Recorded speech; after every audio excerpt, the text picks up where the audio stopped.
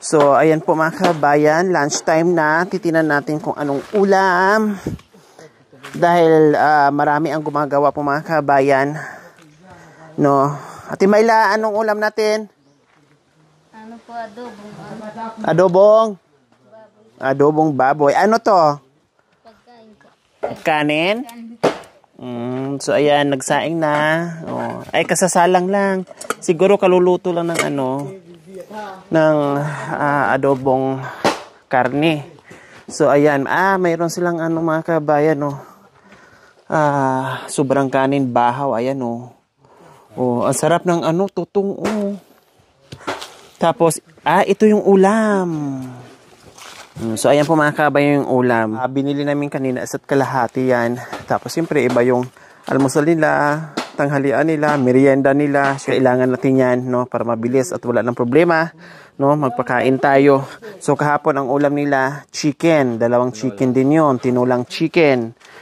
Tapos, nung nakaraan, lechon manok. Mga ganyan. Tapos, nagdadala ng mga tinapay, mga kape, etc. Pati pang UC, Kasi wala nga tindahan dito malayo. Kaya doon pa lang, kailangan bibilhin na namin. So, ayan po mga kabayan.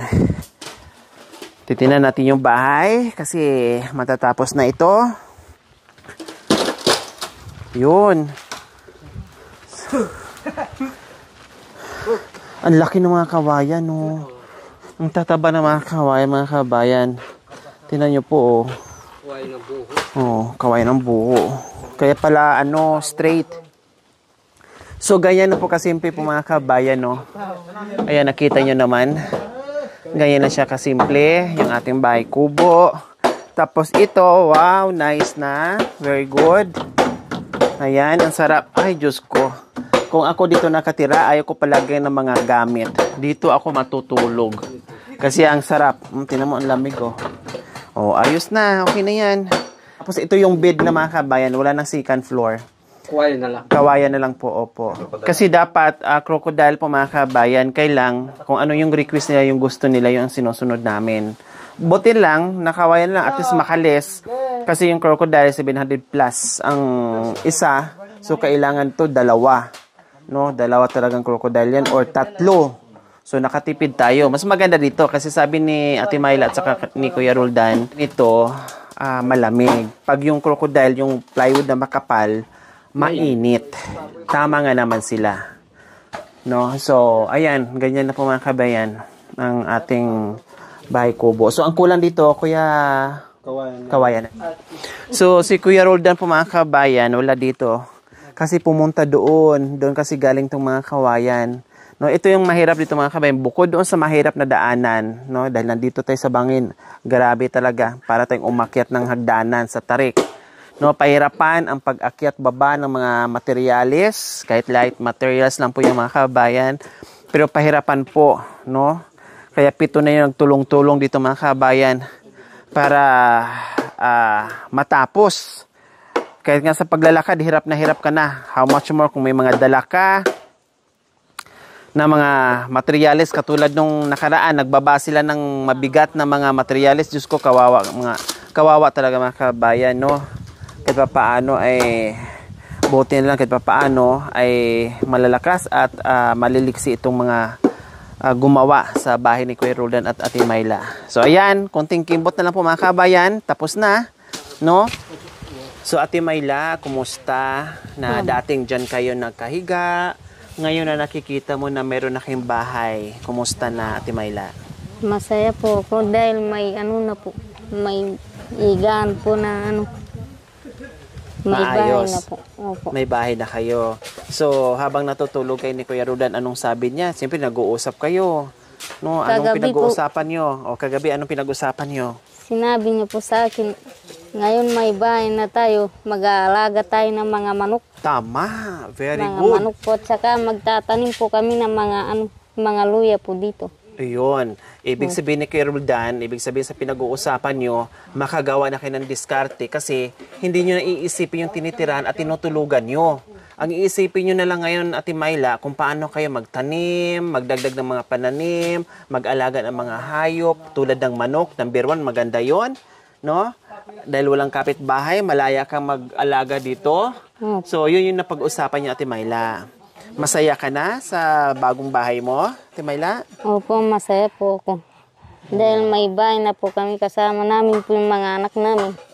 Ayun. Hindi na po sila matutulog sa sa lupa. Tama. Diba? So, ayan po, Ma'am Nita and Sir Cliff. So, ayan po yung ating pagmamahal. No? Yung biyaya talagang pinagkasya. Ginawa ng paraan yung iba na kahit paano hindi mabili lahat. No? Tulong-tulong. Dahil sa kagustuhan natin ay matapos kaagad. Pero inabot din ng 3 araw. No? Kasi malalayo. Kailangan pa namin sunduin yung mga gumagawa. Dahil walang masakyan dito mga kabayan. No? Hindi naman pwedeng lakarin. Pero naubos na yung oras sa paglalakad. At kailangan sunduin namin doon. Ihatid namin dito. Then sunduin dito. Ibalik na naman namin doon. Then bibili ng materialis, din bibili ng pagkain. Para bang turumpo na kami na ganon. Ikot. So, ganun pa man, syempre, sa lahat ng sacrifice natin, kasama yung ating sponsors at viewers natin, syempre, ay baliwala yung mga sacrifice na yun. Kahit napagod ka na, kahit nadulas ka na, kahit sumakit na lahat ng buong katawan mo, okay lang yun. Ang importante, ito yung finished product ng iyong ginagawa na makikita mo, na matutuwa sila, na meron na silang matitirahan at hindi na mahirapan, lalong-lalo na yung mga bata. So, goodbye na, Trapal. Ayan. Goodbye na sa Trapal na dati nilang hinihigaan at dyan natutulog dahil hindi na sila matutulog dyan dahil magiging maayos na yung kanilang tulugan. So, ayan, kasalukuyan po mga kabayan, nilalagyan ni Makoy ng varnish, no? Ayan. A few moments later. So, ayan po mga kabayan, lunch time. Sabay-sabay kumain. Para masarap, para nag-picnic lang po mga kabayan. Sige, sabaw. Sabaw pa. Adobong karning baboy. Ang ulam po nila. Wow. Ito pa, mayroon pa dito. Baka matapon to ha. Lara. Nakasombre.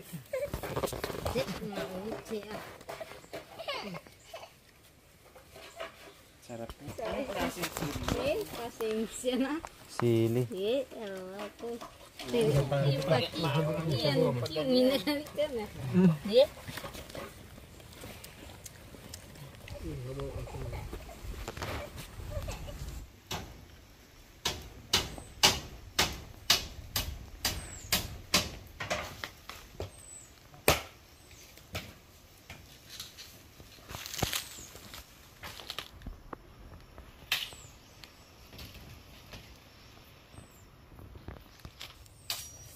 Namulikat na yung paa ko mga kabayan. Sakit kaya. Higa ko muna. Oh my gulay.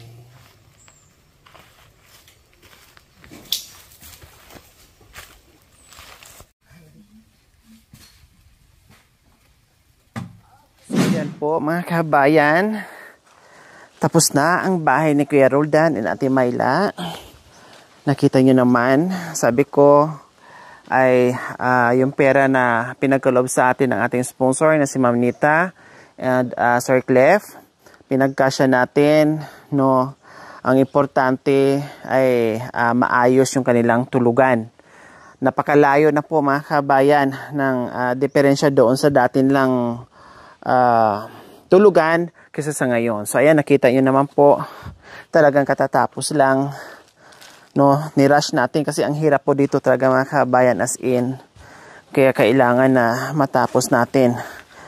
So ayan, lumaki na pati yung harapan. So titinan po natin mga kabayan.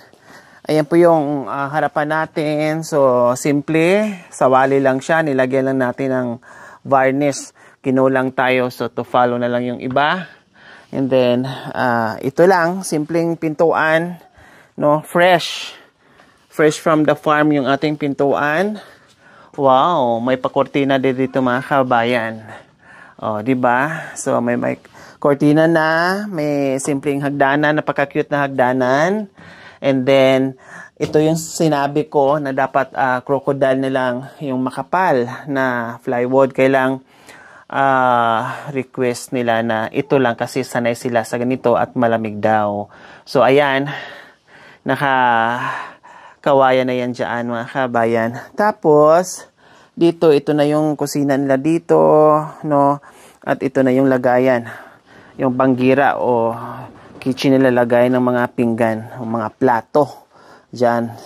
So, diba? Napaka simple pero matibay po, mga kabayan.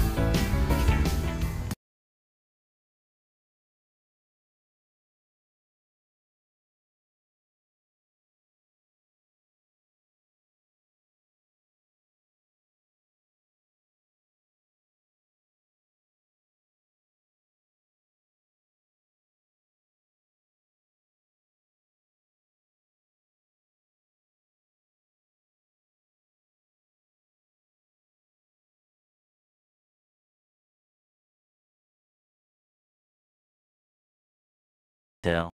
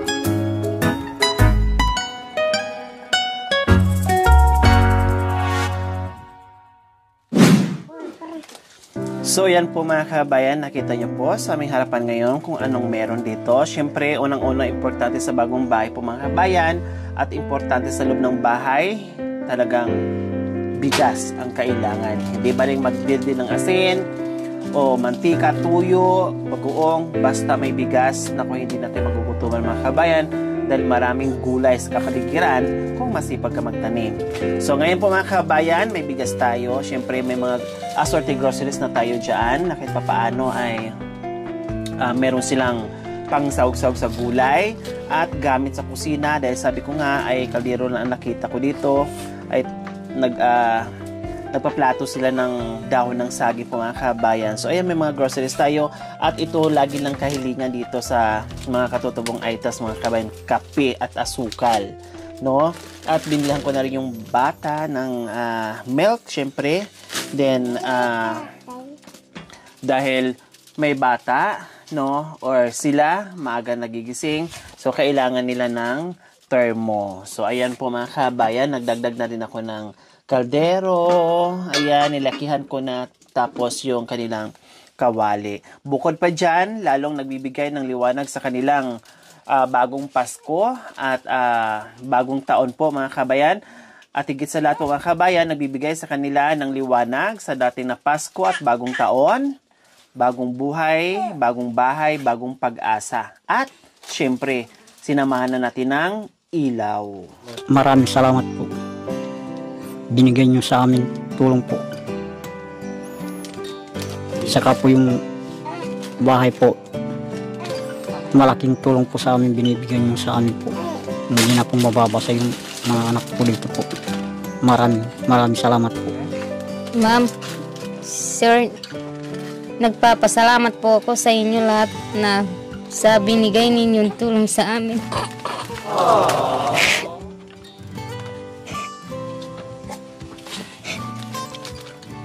Dati po, sa luna lang kami po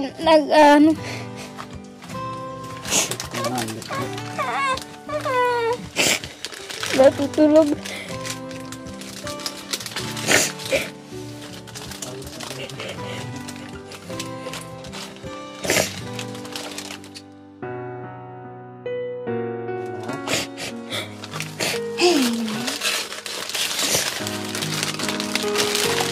Ayan, okay lang Ate Myla.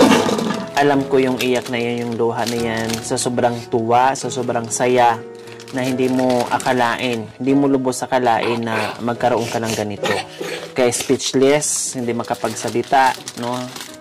Dahil bumuhos yung luha sa sino ba namang makapaniwala, no? Ganito yung buhay natin, and then nandito tayo sa gitna ng kabundukan, and then merong darating, and then may dumating, magkaroon ng biyaya, magkaroon ng bahay. So, hindi niya talaga lubos maisip itong nangyayari niya ngayon sa buhay.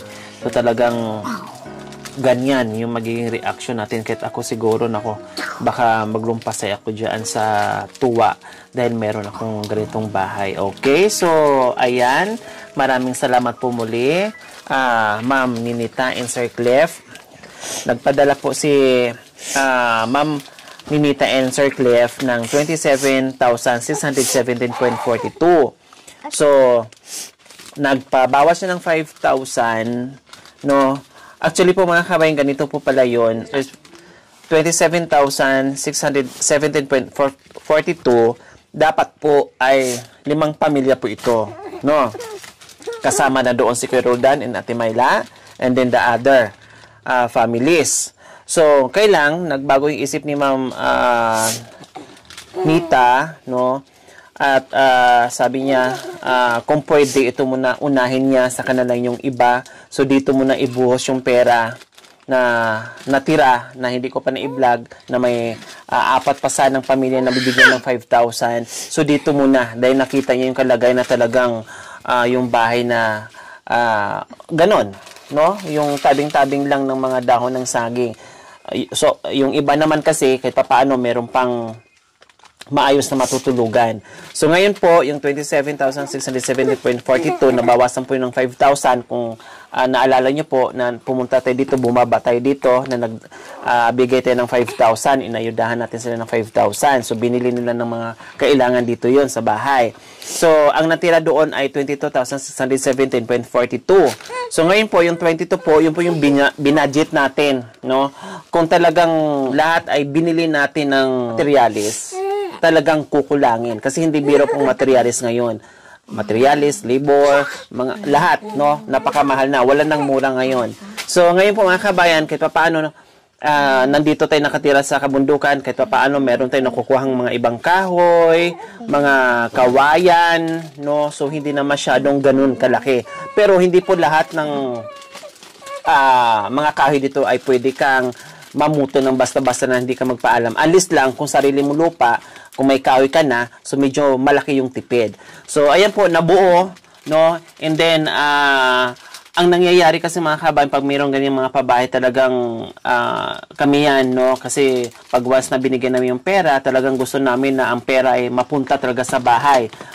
Hindi baling walang sobra o kukunti yung sobra, basta priority, maitayo at mabuo yung bahay na mayroon silang lilipatan at maging maayos yung kanilang tulugan. So, yun po yun. No? Katulad ng magpapa-hospital tayo, meron tayong tinutulungan, talagang ako ang naghahawak ng pera dahil danas ko na din na ibinigay natin yung buo and then nalustay and then iba yung priority nila. So, pagdating sa pabahay, sa hospitalization, talagang hawak ko yan para lahat ng resibo o mamonitor natin kung ano na ang nangyayari. So, ganito po yan mga kabayan, no?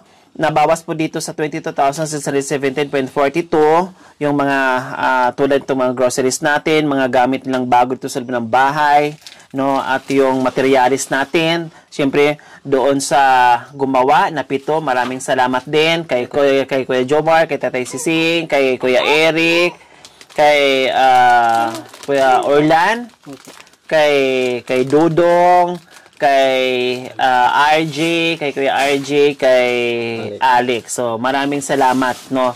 Dahil puspusan, nirush namin kasi kahit nga sila mga kabayan napagod.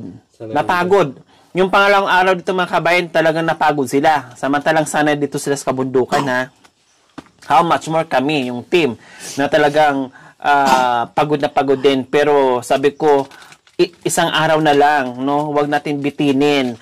Since napagod na tayo, napagod na tayong lahat, kundi tapusin na natin, huwag natin iwanan si Kuya Ronald na nakatiwangwang yung bahay. Kailangan buuhin natin yung bungbong at dingding. Bahala na yung iba dyan to follow na lang basta mabuot makalipat na sila para pagdating ng ulan, hindi na sila mababasa. So, sa awa ng Diyos, natuloy namin, pangatlong araw, no?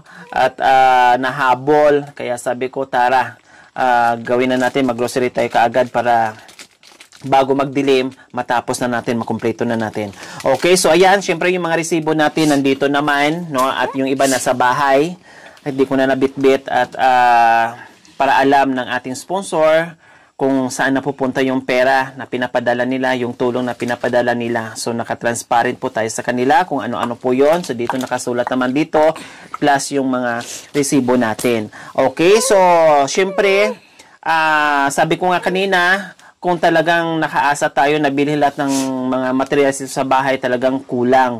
Talagang kakapusin tayo. Kaya lang, ginawa na natin ng magic kung paano natin magawa ng paraan na mabuo yung bahay. So, nagtira pa din po ako mga kababayan ng cash kasi alam ko, kahit kompleto na sila, may bahay na sila, may mga groceries na sila, may mga gamit na sila, pero alam ko, kailangan pa rin, no, lalo-lalo na pag bagong bahay, kailangan meron ding laman, kahit konti, yung kanilang mga bulsa, lalong-lalo na, darating ang Pasko, na kahit papaalo may pangpansit, 1 kilo, tinapay, soft drinks, yun naman din madalas ang ginagawa namin noon, kami ay nasa kabundukan, pasaya na kami, pag may pansit kami, tasty bread, and then yung soft drinks, yun lang madalas naming handa nun sa Pasko, no, pagsasuluhan ng buong pamilya. So, ganun din ang gusto ko mangyari sa Pasko at bagong taon na meron silang, nag-iwan ako ng 2,219.97. So, ito po yung cash nila na maiiwan para pambili ng pansit kay Roldan and Ate Myla sa Pasko, ha. Sabi mo nga kanina, papuntain mo dito si mama mo, tsaka si tatay mo or mga kapatid mo para pagdating ng Pasko, ipakita mo sa kanila, no, na may bahay ka na. Tapos, syempre, pag nandito, kahit man lang pansit, ayos na yun, Ate Myla. Ha? Okay, Ate Myla? Okay lang sa inyo, Ate Myla, na magsaya kayo sa Pasko nyo? Oh, naiyak na naman sa Ate Myla. Oh, diba? Kasi sabi niya kanina, Madam, pag natapos yan, papuntahin ko sila mama dito. Sabi niya kanina, papuntahin daw niya si mama niya dito. Imbitahan niya kasi ipapakita daw niya yung bago niyang bahay. O, sa Pasko. O, siyempre,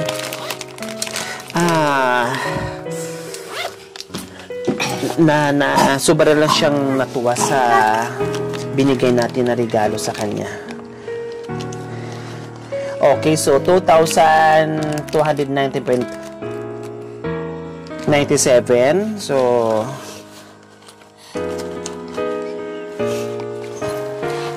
wala na tayong barya. So, ito na lang ibigay natin. No? 2,500. Ate Myla, 1,000. 2,000. 2,500. Panghanda sa Pasko at bagong taon. Kahit dahil pupunta si mama at si papa mo dito. Oh, anong mensahe mo, Ate Myla? Salamat po sa lahat ng binigay niyo.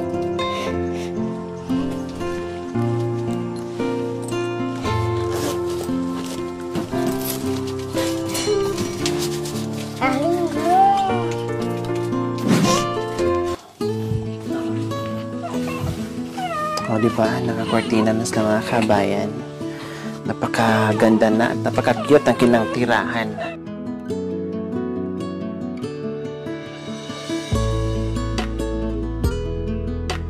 So ayan, pangalawang solar lights dito sa labas kasi sobrang dilim dito pag lumalabas kaya pinalagyan ko, dinalawa ko mga kabayan. Pero malakas na yan kasi 100 watts yan mga kabayan.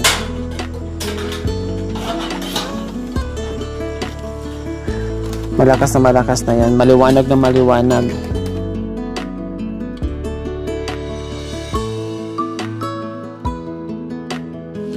So ayan mga kabayan, maraming salamat sa ating mga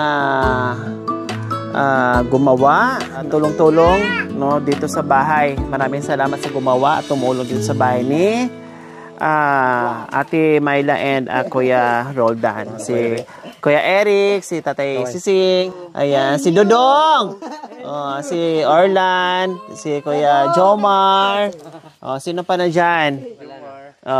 Ayan. At wala dito si Kuya RJ and Alex. Okay, let's go. Tara.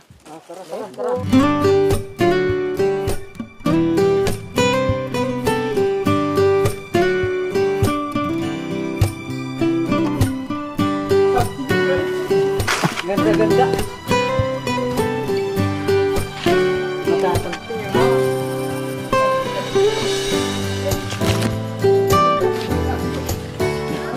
Ang lalaki po mga kabayan, galing kami doon sa pinakababa, no? Pag-akyat namin, meron daw